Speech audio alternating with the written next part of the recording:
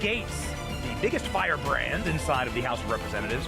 You're not taking Matt Gaetz off the board, okay? Because Matt Gaetz is an American patriot and Matt Gaetz is an American hero. We will not continue to allow the uniparty to run this town without a fight. I want to thank you, Matt Gaetz, for holding the line. Matt Gaetz is a courageous man. If we had hundreds of Matt Gaetz in D.C., the country turns around. It's that simple. He's so tough, he's so strong, he's smart, and he loves this country. Matt Gaetz. It is the honor of my life to fight alongside each and every one of you. We will save America. It's choose your fighter time. Send in the Firebrand.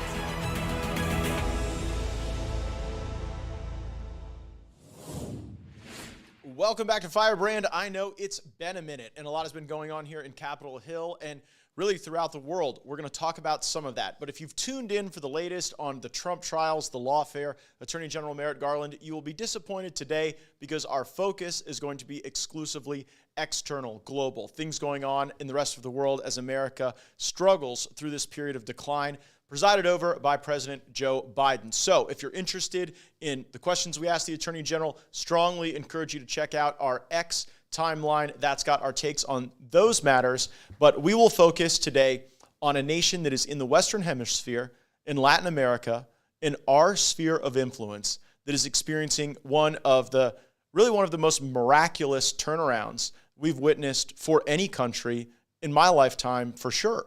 And the president of that country is Nayib Bukele, who we have covered extensively here on Firebrand, and his bold vision is creating a security dynamic in El Salvador, of all places, that could turn that small Pacific country into the Singapore, the Dubai, the Doha of the Western Hemisphere. So here to join me, I've got two great friends and colleagues, Gavin, the president of the New York Young Republican Club, and my legislative counsel here in our congressional office, John Wilson.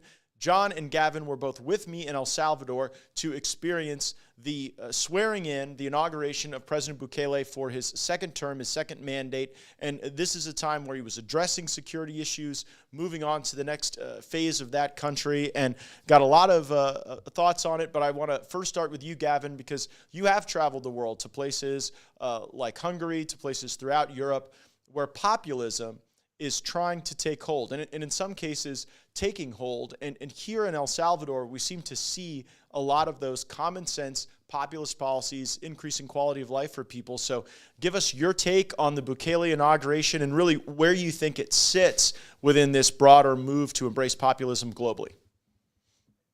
Well, thank you for having me on, Congressman, and it certainly was a fantastic trip. I was honored to share it with you, and seeing what's happening on the ground in El Salvador is nothing short of a miracle. For some of your listeners, if they're not aware, this is a country that was engulfed in a brutal, vicious, bloody gang war that spanned decades. And even before that brutal gang war, they were also in the midst of a civil war that also spanned decades. So this is a country that's seen nothing but bloodshed and conflict for the better half of the past century, and is now coming out of that, rising from the ashes under the leadership of Nayib Bukele, who has, in a short period of time, turned this from one of the deadliest countries based on the homicide per capita rate in the world to, I believe, the safest country based on its homicide per capita rate in the Western Hemisphere, even safer, I believe, than the United States. So it just goes to show that with strong leadership, visionary leadership, populist leadership, you can achieve massive results in a very short period of time. And that's what Nayib Bukele was able to achieve in El Salvador, bringing about safety and security for his people, sort of the base needs of this, hierarchy of needs of a nation, if you will. And now he can begin to focus on the rebuilding, on these additional, improvements to his country's infrastructure, to its economy, to its overall well-being, things that were impossible to even conceive of under the boot of, a civil war and the gang war that have basically destroyed that country's future for the past several decades. So what we're seeing on the ground is nothing short of a miracle. It's a boom country. You can see it in the in construction that's all over. You can see it in just the aura and atmosphere and the vibes that people are giving off. It's very hopeful for the first time. They're excited to welcome in tourists. They're excited to welcome in foreigners to invest. He's legalized Bitcoin as legal tender, the first in the world, a kind of a revolutionary move. All of these things are being done towards one goal, and one goal only is the rebuilding of El Salvador, making El Salvador great again. It's something that any American can appreciate. It's something that any European can appreciate. As we've seen a lot of managed decline across the Western world, it gives us hope for the future. So, John, you run the El Salvador desk in our office. You've been studying President Bukele and the reforms that he's put in place to achieve what Gavin just described.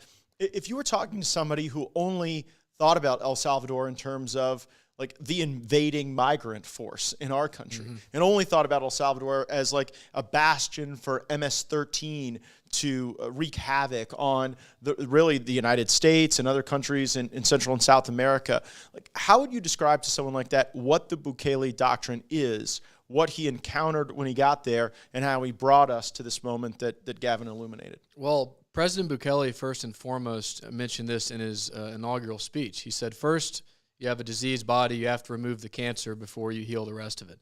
So President Bukele declared a state of exception, and he physically removed a parasitic, violent, criminal class of gangs from society.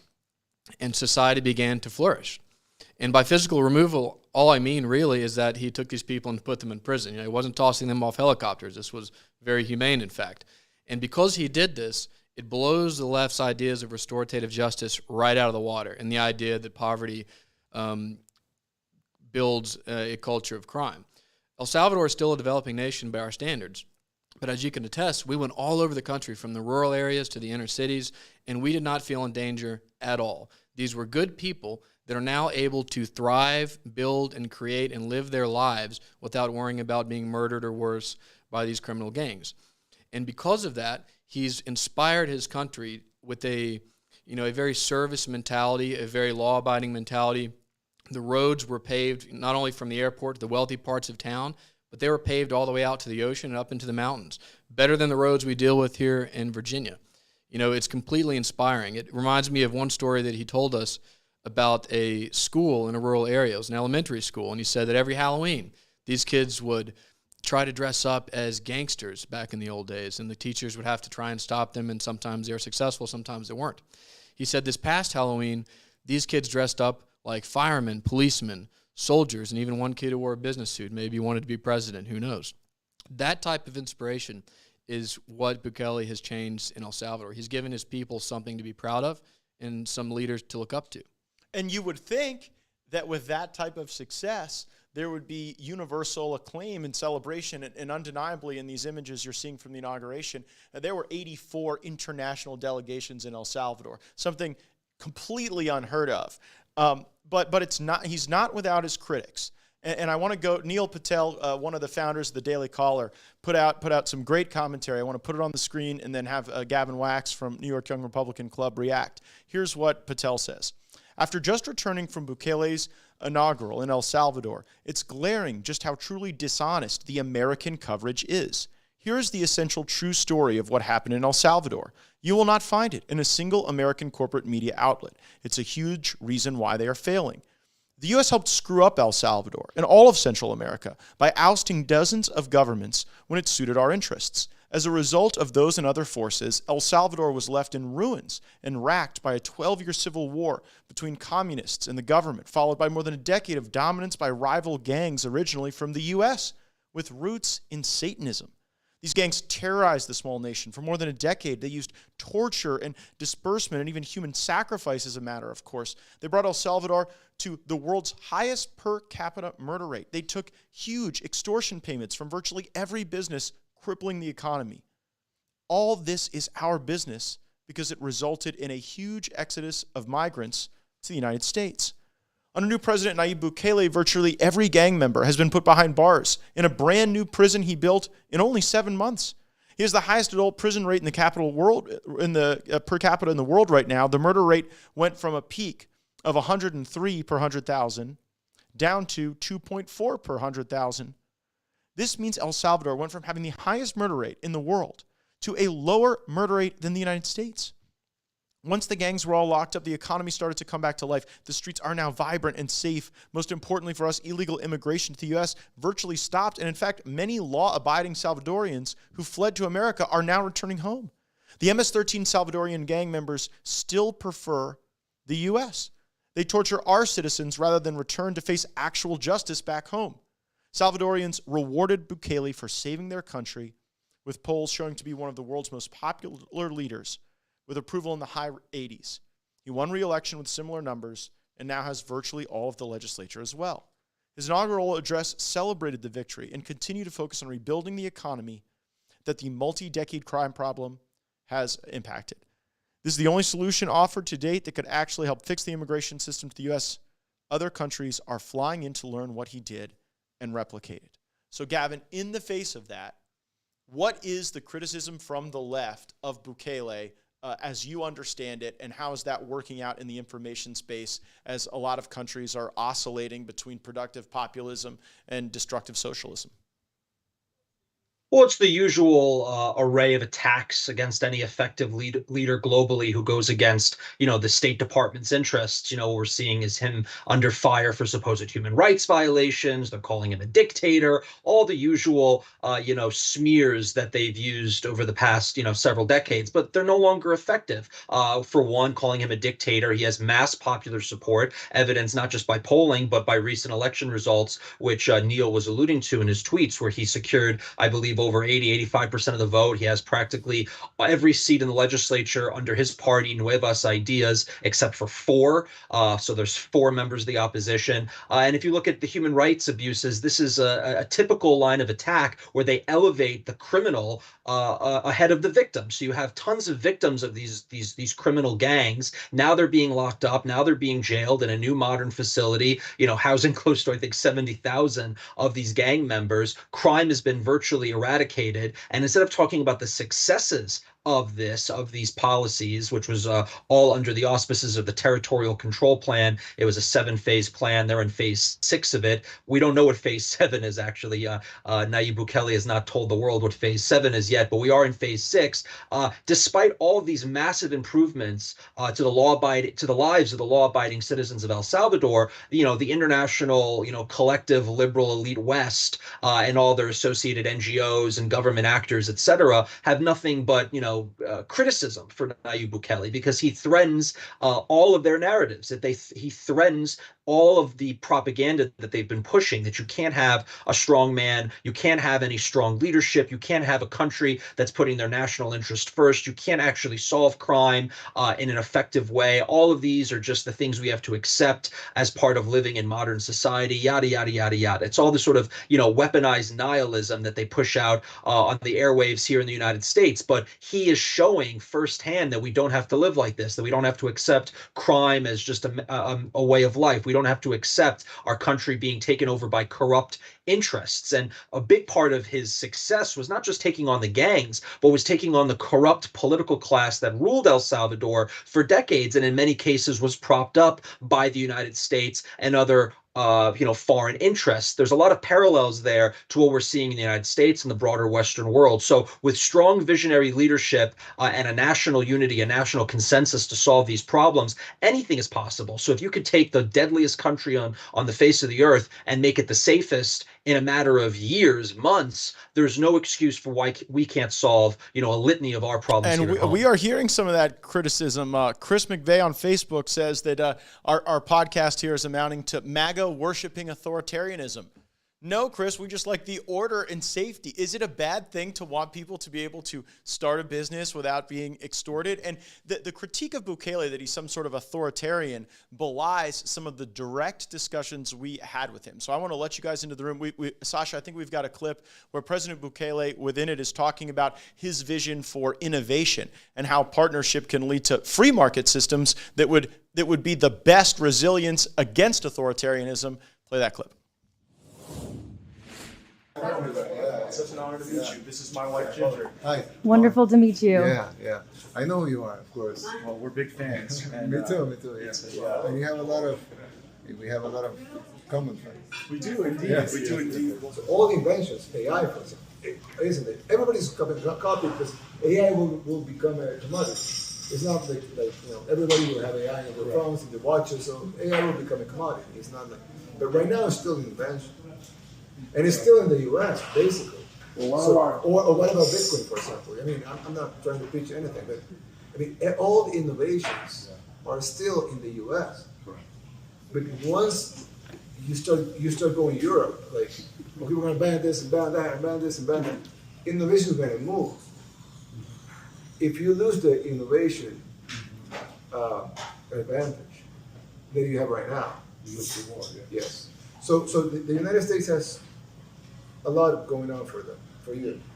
Well, we leave inspired there. No doubt. Thank you. Thank you all. Great to meet you. Best of luck. Thank you. Great to meet you as well. Thanks. It's been wonderful. Thank you. Thank you so much. President Bukele was so kind to host us at, I guess, their version of Camp David, a chance to be able to get his perspective on really the technology agenda. And that's what I want to talk with you about, John. John Wilson had a cameo there, as well as our executive producer, Joel Valdez. But, John, he made a point with me where he said, Matt, if I go back to manufacturing and textiles, it'll take me 100 years to catch up because the Industrial Revolution passed by El Salvador. And so now Bukele's got this vision where the way to advance an economy is actually to leapfrog some of the kind of traditional things we push the global south to do. And he's embracing fintech, Bitcoin, these various technology platforms. Do you think there's a role for the global south in those things, where they get away from like the Western Union theory of the case on economic transfers, and we start to see a decentralized society occur in the global south through some of these embraces of tech? Yeah, it's a very, very aggressive policy. The early United States had a similar problem on its hand. Do we want to become a peripheral economy that exports raw goods and textiles and certain things to places like Great Britain, or do we want to rival them? And I think Bukele sees that, we can't, small country like El Salvador can't rival us in industrial might, but it might be able to play a role like Taiwan or some other small nation, in tech or things that are more niche. So trying to leapfrog his adversaries and competitors through, financialization and foreign investment and getting ahead of the tech industry is a huge gamble, but it's also a huge challenge, and it could reward him greatly. And if education in his country and foreign investment keeps up, then there's no telling what you could do under a man like his leadership. Maria on X says that on All Hallows Eve, the only appropriate outfit is Saints. It shouldn't be anything other than the Saints. Very base take from Maria on X. Gavin, I wanted to ask you about the imagery and the symbolism of all this. So, Sasha, go ahead and put up the outfit side by side here. Here you can see on the screen what Bukele wears, and a striking kind of homage to Simon Bolivar, the great liberator of Latin America. You're president of the New York Young Republican Club. The event of the year every year on the political right is the New York Young Republican Club Gala. You understand all the pomp and circumstance. Should we take something from the Bukele outfit choice, the pageantry, the way you saw it all play out? Oh, absolutely. This is a man that understands aesthetics, the power of aesthetics, the visuals, the imagery. All of these are very effective tools to convey your vision of the future, and he certainly has one. I mean, there's a lot of history to that outfit. There's a lot of history, to Central American political dynamics. I mean, this was a region that was once united in a very similar way to the United States. They had the Federal Republic of Central America, these united provinces of Central America. They eventually fell apart. They sort of modeled themselves on the United United States. And there's always been a large political contingent in Central America, in these various nations, to unite these different countries back into one once more under some sort of federal model. And that's something that Bukele has discussed and promoted. And it's something that's been coming up more in the discourse there because of his successful leadership in turning El Salvador around. So I think between that history, the visuals, the outfit, I mean, everything, it's all pointing in one direction and one direction only, this sort of returning to greatness, elevating the nation, elevating the people.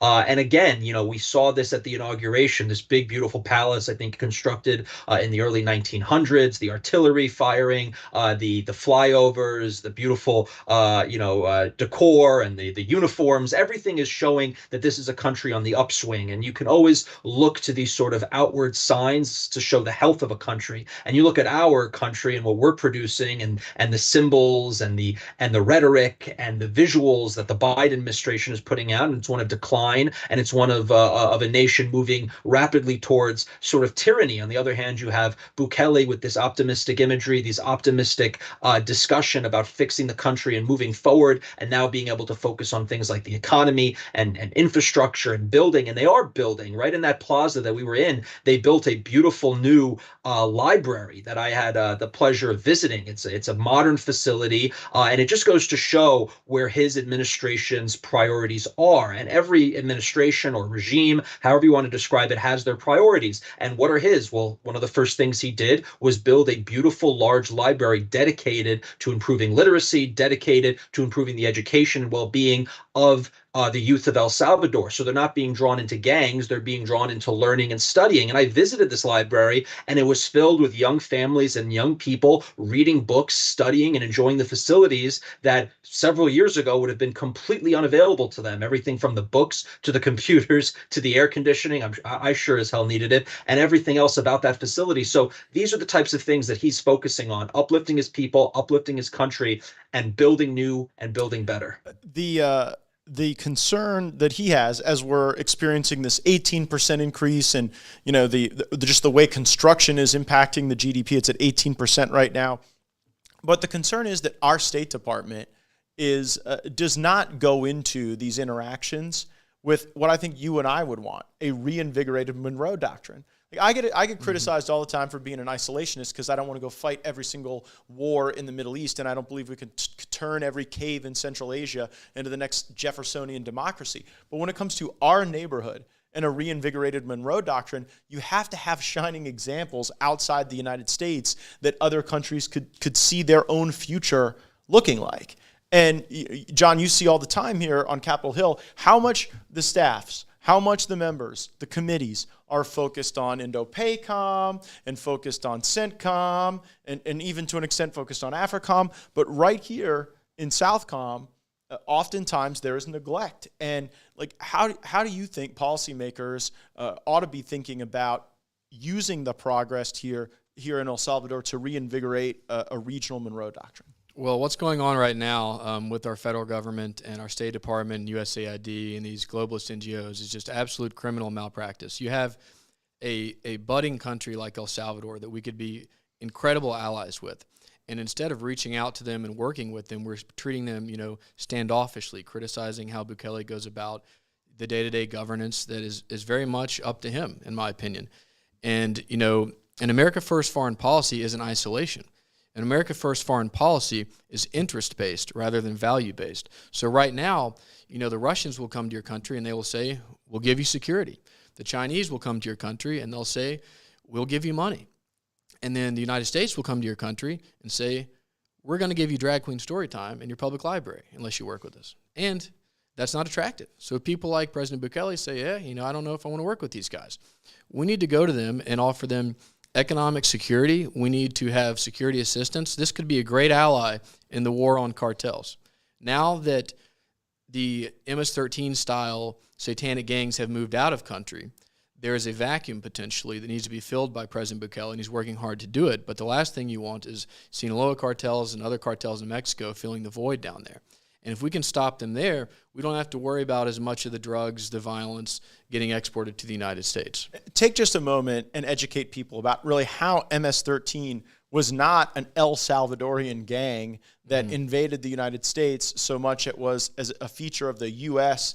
prison system that then was visited in El Salvador, where it then grew, it was nurtured, and then became a more capable and dangerous force. Yeah, that's exactly what happened. So MS-13 was actually founded in California's prison system by El Salvadorans who had immigrated here during the revolution. So we took these people and deported them, rightly so, but unfortunately that meant El Salvador got a hold of all these new gangsters who set up shop in their country. And it took their country from, a normal developing country into a state of not only just anarcho-tyranny or decline, but frankly, in my opinion, a complete and total failed state. And it stayed that way for some time. And we played both sides in the region down there, and to no avail, gangs dominated El Salvador. But they were still not as sophisticated. And as we see with President Bukele and his military, once he got the military up and operating, the gangs were no match for them. Cartels are a totally different entity, and we have to take that very, very seriously. I know President Bukele told us about when he got into office, he saw that his military had holes in their shoes and terrible uniforms. They got paid less than minimum wage. And it was viewed in this country as if you joined the military, well, then you must have had something go wrong in your life. So when he gets into power, he says, you know what, we're going to fix the equipment. We're going to give you good boots, good uniforms, good weapons. You're going to be proud to serve. We're going to get out the corruption. And now these guys are walking around wanting to join the military. They want to get the girls, right? That's what he told us. So it's been and very the girls successful. think they're awesome because are. Instead of being in some holy shoes and some rat-tat uniform, these guys are decked out. They're looking sharp. They created medals when there was merit, when they showed bravery, when they were successful. And it was just what Gavin was saying earlier. Symbols are a feature of nationalism. They do. Right? Bukele created a national band. There's a national campaign to get people to not litter on their streets, but to take pride in the environment of their country. When you love the country, then you create a permission structure to allow for beauty and joy. And in so many places on earth, and frankly, in the United States, we see regression off of that standard, I fear. Yeah, beauty inspires hope, and they have it in El Salvador right now, and they're better off for it. So, Gavin, I got to tell you, I got to bring you into one of the discussions we had because there was a New York Democrat, and I can't say it was like a criticism of Bukele, but the New York Democrat turns to Bukele and says, yeah, you've dealt with the gangs, but you really need to lay off them now. You really need to move past this, very, very strident security policy and move on to something else you can worry about. And Bukele first described that anything built by man, a wall, a building, a dam, requires maintenance. And that the security system has really been created by this government. It will always require maintenance and diligence. And then he turned to this New York Democrat and said a quote I will not forget that he borrowed. He said, "He who spares the wolf forsakes the sheep." And you were out there in that crowd with those Salvadorians as they celebrated this man, as they took an oath alongside him to recommit themselves to the country. Give the Firebrand viewers a sense of what it was like being out in that crowd and how people were reacting to the inauguration and to this promise of a brighter future. Oh, I mean, it was pandemonium out there. I mean, they were loving it. The cheers, the support. I mean, it was all around us, and the crowd was massive. I mean, we talk a lot about crowd sizes in American politics.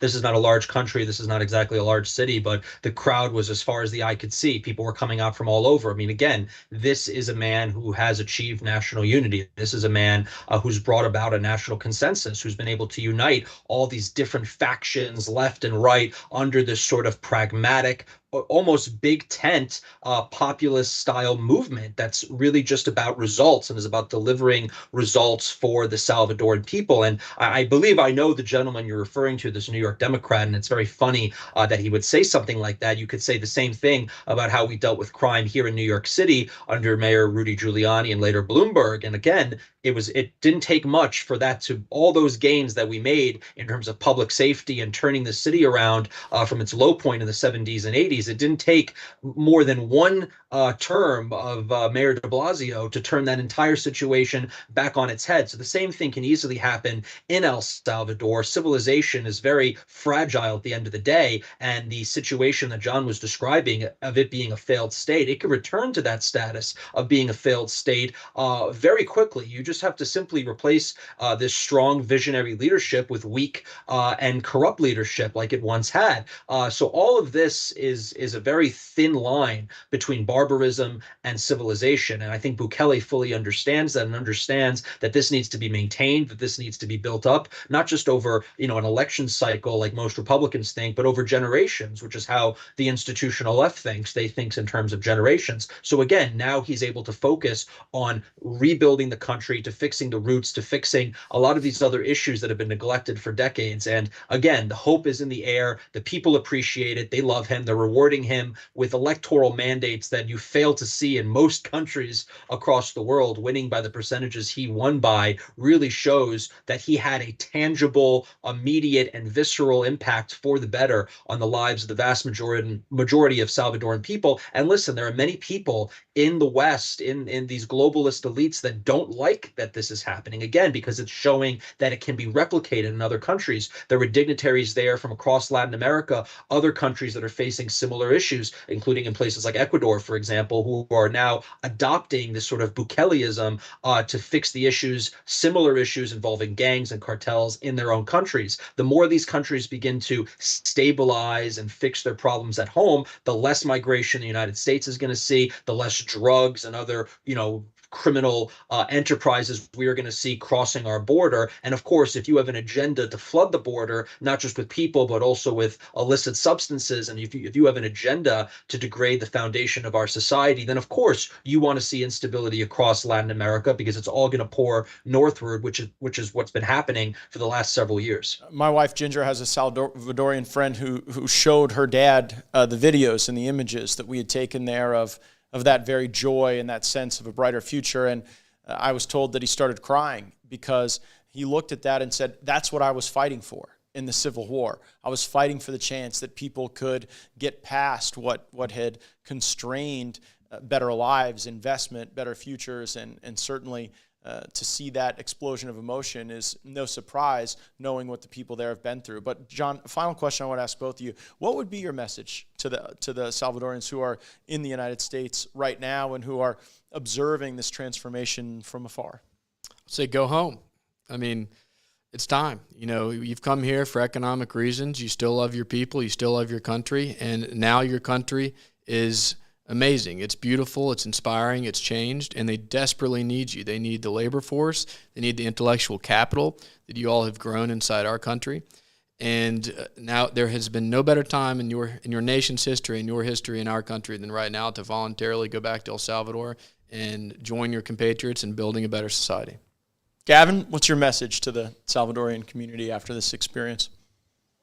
Well, I certainly share John's sentiments, and if they do not decide to repatriate, then I would encourage them to vote for President Trump. If you support Bukele's policy platform in El Salvador, you should have no reason not to support the Trump America First agenda here. It shares many parallels. It shares many of the same principles ideologically in terms of turning our country around. We are facing an unprecedented crime wave in our country. We're facing unprecedented levels of institutional corruption. And if you want to prevent the country you immigrated to from turning into the country you left, then the only choice is to vote right, to vote for President Trump, and to vote for other America First candidates up and down the ballot. But I certainly think now is the time to repatriate. Certainly, if a lot of tech bros and Bitcoin bros from Virginia and the United States and elsewhere are flooding into El Salvador, it just goes to show you can take advantage of the boom times down there, especially if you know the language, know the culture, and can get in on the good times while they are still pretty cheap and affordable. I know we were looking at some real estate down there, but the future is bright for El Salvador. We need more Bukeles across the world. We need more visionary, populist, pragmatic leaders who are going to address the problems of his country, fight through the corruption, fight through the foreign influence, and fight through all of the societal ills that are plaguing us, and fight for a better future. It can happen in El Salvador. It can happen anywhere. Absolutely. I will leave with this sentiment. There are certain things that happen throughout the course of your life where you'll always remember where you were. For me, 9/11. I'll never forget standing in the student union at Florida State University getting that news, or the death of Princess Diana and seeing the anguish on the face of my parents in South Walton County in Florida, the fall of the Soviet Union. And the conviction of President Trump was such a sad moment for me personally. I've dedicated my whole life to the law, going to law school, learning the law, practicing law, writing the laws in my state and now my country. And so to see the law used in such a way to achieve politics, it angered me, but even through the anger was such an emptiness and a sense of sadness. And there I was. No one thought this verdict was coming in. Judge was about ready to send those folks home. And there I was sitting in a beautiful sky-rise hotel in El Salvador, of all places, watching my country arrest a political rival, watching my country descend into near third world chaos. And then I see this country in the third world believing in strong borders, an orderly society, a celebration of nation, disagreement politically without these corrupt uses, and then a real focus on rooting out real corruption. Bukele when he had his first cabinet meeting, he brings everybody in and says, that's the Attorney General, and he'll be investigating everyone in this room, including me. And indeed, they found a rat in the woodpile. Somebody that was going to be in the cabinet was compromised, and so they were able to excise that and deal with that.